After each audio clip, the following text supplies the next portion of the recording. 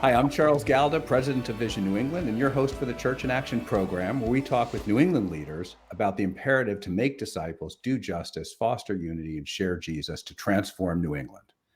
This week, I'm talking with Ed Gaskin. Ed is the Executive Director of Greater Grove Hall Main Streets in Boston. He's a former consultant with Deloitte and IBM. He's worked for the Department of Commerce's Minority Development Agency, helping people start and expand successful businesses. Most of what we're going to talk with Ed about today is the project he's leading in partnership with the Massachusetts Society to Aid Discharged Prisoners and Vision New England and others to help the church understand the need and our role in what is called reentry or prison reentry, and helping people who are exiting prisons and succeed and avoid returning to prison in their future. Ed, thanks for making time for us and thanks for being with us. Absolutely. And for folks who don't know Greater Grove Hall Main Streets, we'll talk about prison reentry, but can you give them a little context of what else you do? So in terms of Greater Grove Hall Main Streets, there's 20 main streets in the city of Boston, for those who are familiar with the Boston area. And they go all the way from East Boston out to West Roxbury. The program was originally funded through the Department of Commerce, and the design was to help small Midwest and Western towns prevent them from becoming ghost towns by revitalizing the main street in those towns. About 20 years ago, the Mayor Menino said, hey, I'd like to see if I can take some of that money and try to revitalize not the city of Boston, but little neighborhoods within the city of Boston. And so it became the first urban Main Street program in the country. And I run one of the 20. I run the one for the Grove Hall district, which has, I don't know, depending on how you count it, plus or minus 40,000 people. And it consists of about 1.8 miles. Okay. And things are going well. Well, I'm going to have to say they're going well because otherwise my board would probably want to know what went well. Thanks. Well, Ed, as you know, but in case our listeners haven't heard a prior episode, we've completed this project looking at what the church needs to become in the post-pandemic world. And we've worked with leaders from across New England doing this, and tons of research on it. But to boil it down, we need to make biblically literate disciples who are becoming more like Jesus, disadvantaging themselves to love and serve others, doing justice, fixing anything in our communities that violate the pre-fall order, in unity across divides like race, gender, ethnicity. Because when we do that, people want to know Jesus. And we've all agreed this isn't a class and it's not a program, it's a culture. But that's the bottom line outcome of the research is the church needs to change direction a little bit. And so with that kind of context, how do you think about reentry as a justice issue, or do you not? The people who do it think about it in the context of restorative justice. I haven't developed that sophisticated of an answer yet. So one of the issues that you have is you have the punishment part, right? So if the punishment is being separated from society, and maybe there's some kind of restitution, there's some financial fees and payments and things like that, at some point, more likely than not, you will have completed all that. So the punishment part is done, but if you're the returning citizen, you may continue to be punished indefinitely because now you have this criminal record, this Corey record, which might have a stigma or any other kinds of things that go involved. And so you never get the chance to start from a clean slate again. And so from a justice standpoint, it was never meant that your punishment would be for the rest of your life, but we don't really have any sort of interventions to help say, okay, let's support this individual and get them basically the second chance or third chance or whatever it is, the 70 times 7 that they need to move to have a new life. And so you're leading this research project into this. And now I know we're a partner with you in it, but there's a bunch of people working together. The Massachusetts Society I already mentioned. Who else is partnering with you in this? The usual suspects like Park Street and Grace Chapel and Black Mercy Alliance, Boston Collaborative, And I'm sure there's a few more that I'm forgetting. I probably should read those off the thing so I don't get in trouble. But this is, trust me, if they're Christians, they should be forgiving. So if I missed them, and if you want, send out a check, and you can be a partner in it too. And now more people are working on it. there we go. There we go. Now, Ed, tell us a little bit. Is there some data to help us understand the problem? Actually, you said the phrase "returning citizens," Right. and so that's a newer term for some people. Can you tell us why that, and as opposed to, and what it means, just in case it's not clear to someone? Well, it's really funny because I used the term returning citizens recently in context, and they're like, "What? You mean like convicts, felons?" like what do you like that's what we know. Like what is this term that you're talking about? So I'm only saying, but it's the same thing, right? So it's basically citizens who are returning back to the community. So returning citizens isn't quite as pejorative as ex-cons or felons or whatever. Okay. And so now how many ex-cons, returning citizens, whatever, how many are returning into our communities each year, at least in the Boston area? So we're still talking about a couple thousand, because Okay. you're from the various 16 Department of Correction institutions and the Sheriff's Department, etc. So that's roughly, and again, the numbers would go up and down, and there was a lot of people who were released, at pre-pandemic or pandemic, etc. So it'll probably level out again at some point. So it's in the thousands at least yes, today. yes. And so when folks are returning, Yes. what are you finding are some of the needs then that they have from, I guess, the day they walk out to, I'm guessing it's longer term than that too. Yeah. So some of the stuff is just very well documented. So if you think of Maslow's hierarchy, right, and so you have shelter, like physical kinds of needs, shelter, food, job, all the way up to higher level needs like a sense of belonging and hope and those kind of things. And so some people, when they leave, they return back to family and friends, and they pick up where they left off, and that might be more typical, let's say, in a white collar situation, but not always. And then you have others who their deviant behavior, or they've done it or practiced it in so long that they've burned every possible bridge out there, and so they have no one to meet them or to return to. So those are the kind of people that are walking out the door, maybe with $25 or something and a gift card, and they don't have a place to stay, or they don't have family or friends, or they don't have these other kind of contacts. And so for them, they're basically on the fast track to being the homeless person that's going to be on the street someplace. Mm-hmm. Okay. And so and that's why there's such a range of possible interventions that the church could participate in. And is there? You said it's the spectrum. Is there is the I don't really have options? Is that the more common one, or and I don't have a support infrastructure, or is that the more extreme one? Well, that's not the more extreme, because again, the issues start compounding. So let's say, for instance, that your family that you would normally return to are in housing, public housing or subsidized housing of some type.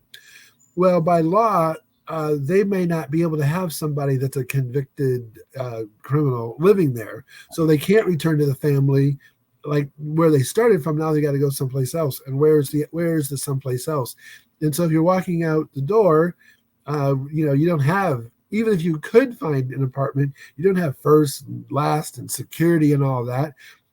And then the Boston housing, whether it's an apartment or whatever, is so expensive for anybody.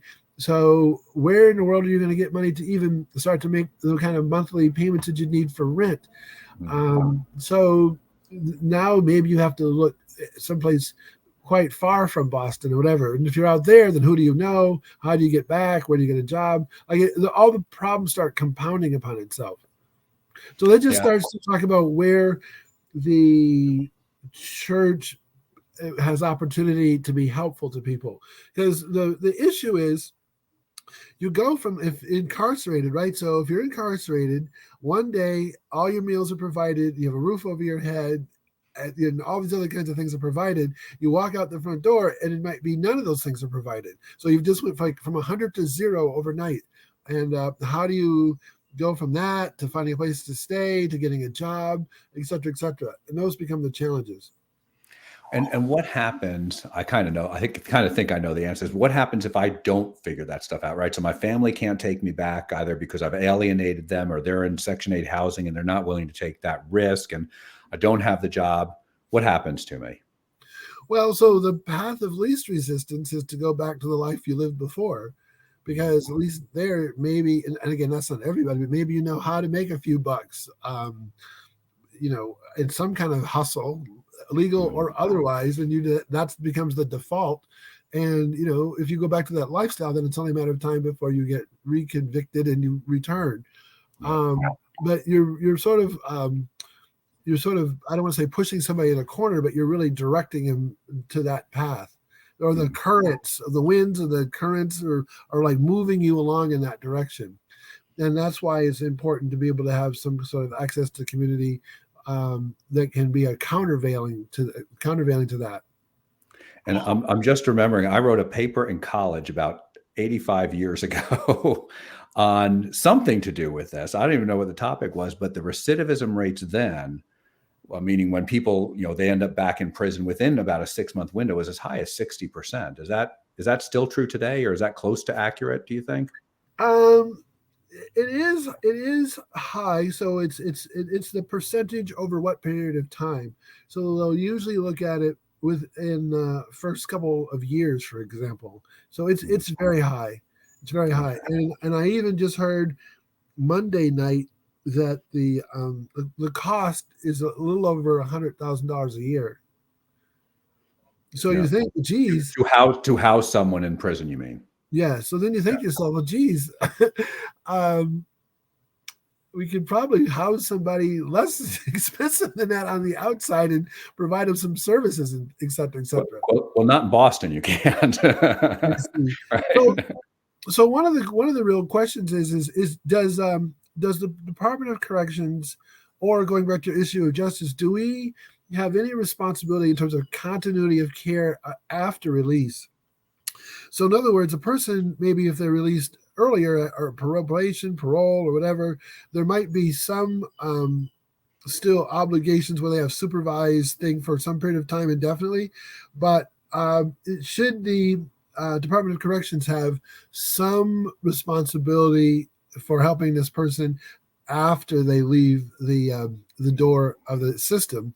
So it's just like they partner lots of people, whether it's ATF or FBI, whatever, on the front end, getting them into the system. Should they have equal partnerships to help people after they leave the system? So just to help to make the transition.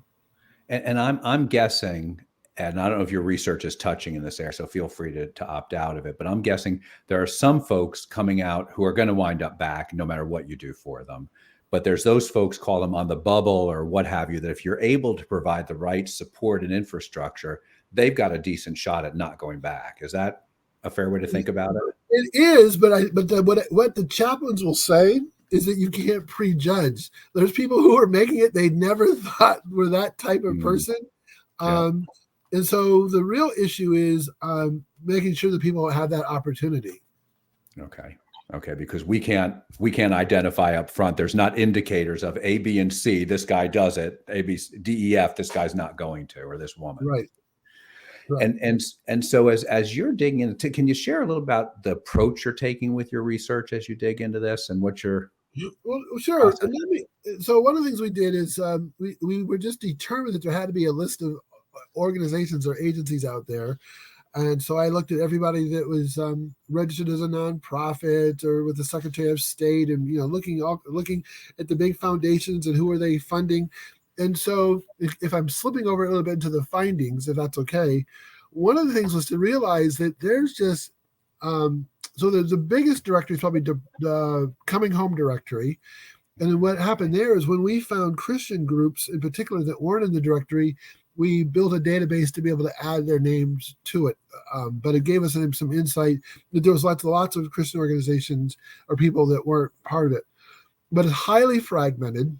And what you would find is, let's say you're a pastor of a church, and I don't know, could be 200 people, 400 people, whatever, and you might have a person or two in your church that's doing prison ministry for one reason or another.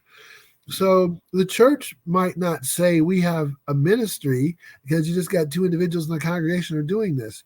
But on the flip side, it almost looks like you have a ministry because you do have a couple people from the church doing this.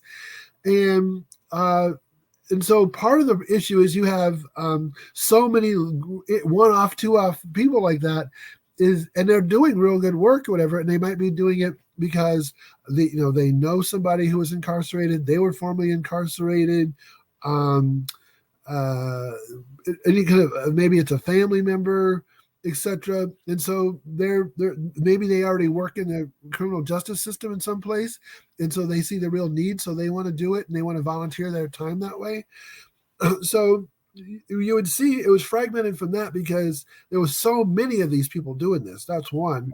You would see it fragmented because you would see, let's say, people from the Black church doing it, maybe even the pastor or chaplain or whatever, and they would not know anybody in the white church that was doing it. And I would be like, how are you guys not bumping into each other when you're going into the same facilities? And so let's say that group might not know the conservative white group, which might not know the liberal right group. And then all those Protestants wouldn't know any of the Catholics that were doing it. So it would be like, you guys are all like, feel called to this kind of ministry, but you don't even know each other, because of how they do it or what they do or whatever, working in silos, etc.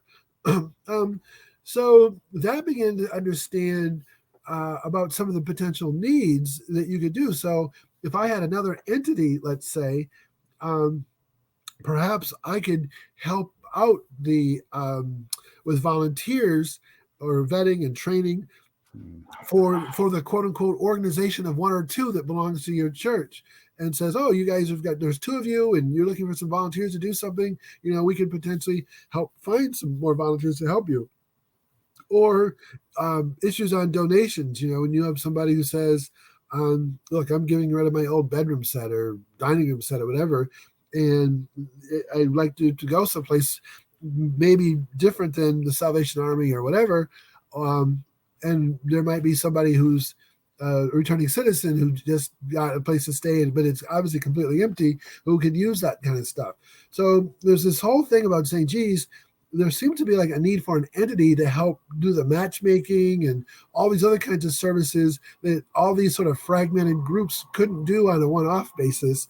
And so far, that's one of the things that we've noticed, that that seems to be a need in the area. And you mentioning furniture is reminding me, and I wish I could think of the ministry that does it. I don't even think it's in New England, but there's a guy who just collects furniture in a warehouse so that when somebody gets out of prison, right, even to the extent now they've solved the housing piece of the problem, they probably don't have any furniture. That's correct. Right. And so now you need furniture to give them. And so he brings furniture. And I wish I could remember where that is, but I'm guessing I may not have a wardrobe, work clothes, winter clothes. Yeah. So like I said, you might leave somebody who literally just has a $25 gift card in their thing. So they might not have a social security number or social security card. They might not have a driver's license or mass ID. So literally you're like starting from scratch. So I think more of the theory or the work now is how much before release can we get a lot of this blocking and tackling done? Because just to be clear, when I leave prison, they're giving me a $25 gift card. I got nothing else. That could be your situation. Okay. And so, so so go ahead. No, go ahead. I was just going to say I can think of like medical needs being an issue, dental needs being an issue, medicine. That is all correct. And so all this fragmented groups you found, are they hitting on all the different things that are needed and they're just not coordinating, or are there big gaps in what's needed?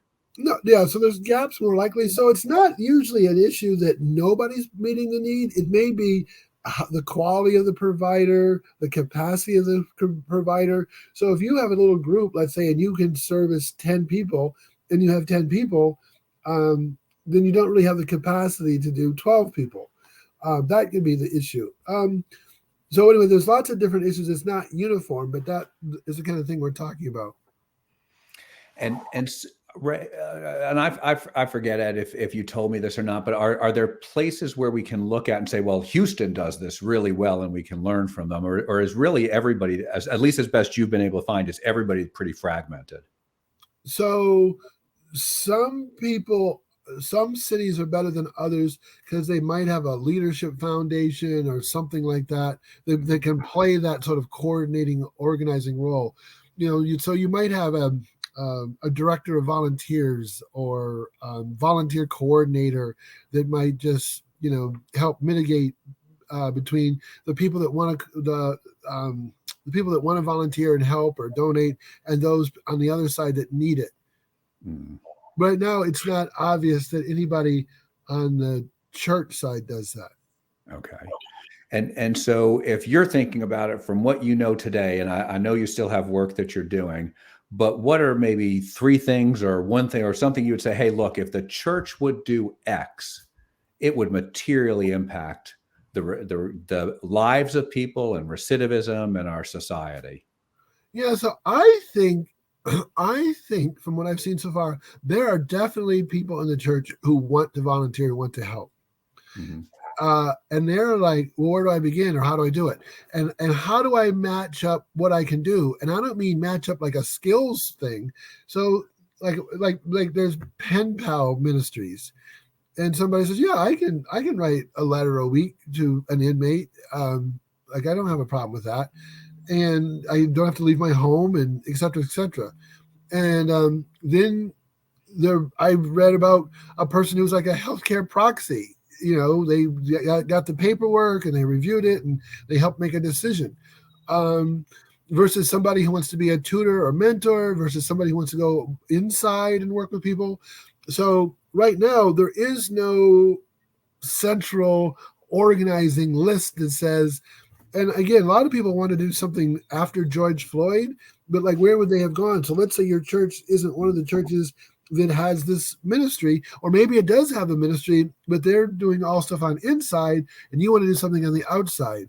So right now, the biggest recommendation I can tell you is that if we had some kind of centralized entity that could play this role sort of across churches, liberal, conservative, black, white, that would benefit everybody. It would benefit all the members of all the churches, and it would benefit the inmates and stuff, either inside or returning citizens, because they would also potentially know where to go for some services if they weren't already directed by the institution that they're in.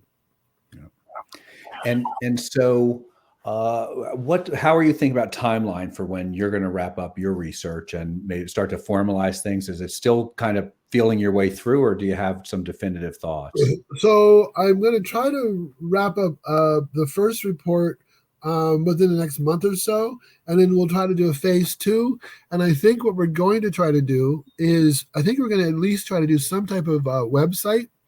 I think that what I'm viewing this is, we create a minimum viable product, which is a sort of online thing, and it has a certain kinds of functionality to it. Let's just email the people that we know who are already doing this work and just sort of keep them up to breast as to what's going on in terms of updates and opportunities and prayer needs and things like that.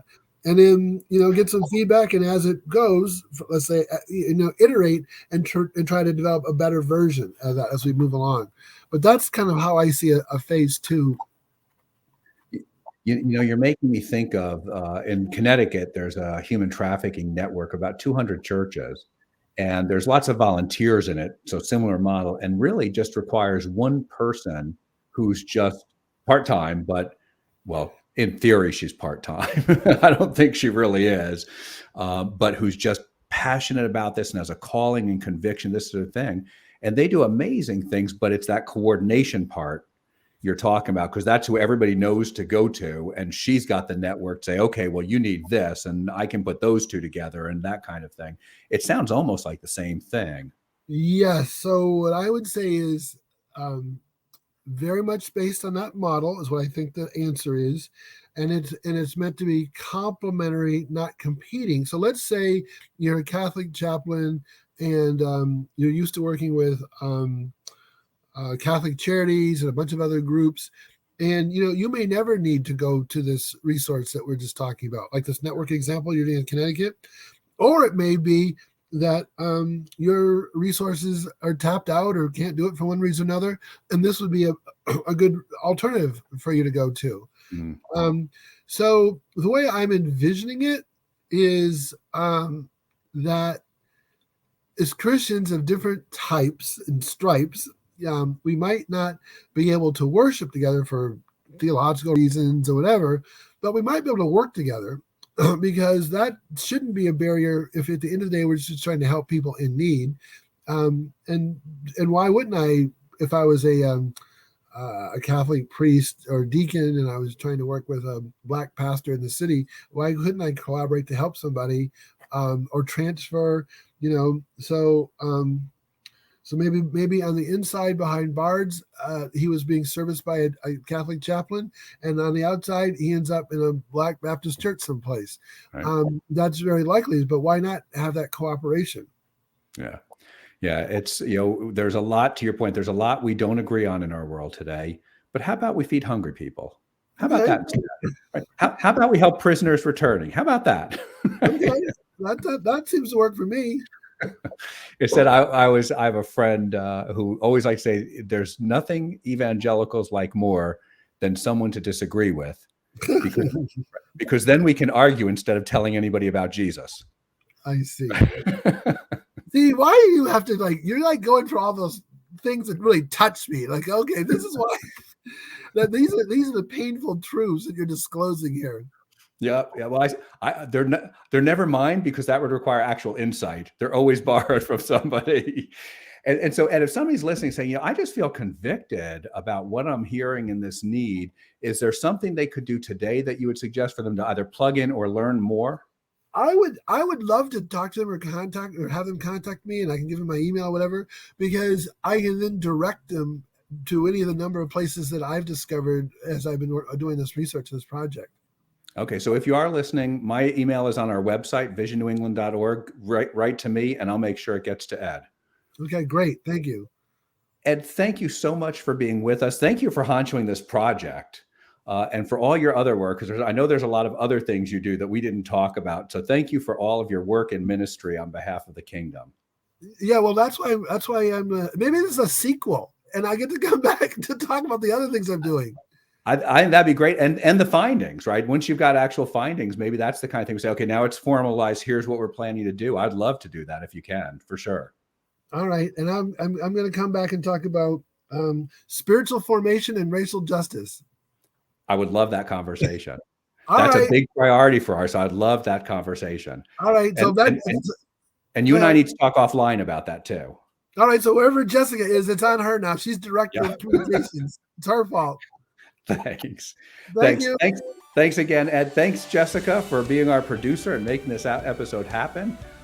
Thank you to our listeners. We pray this dialogue helps us, as A.J. Gordon would have said, be the people of God who do the work of God to transform our world.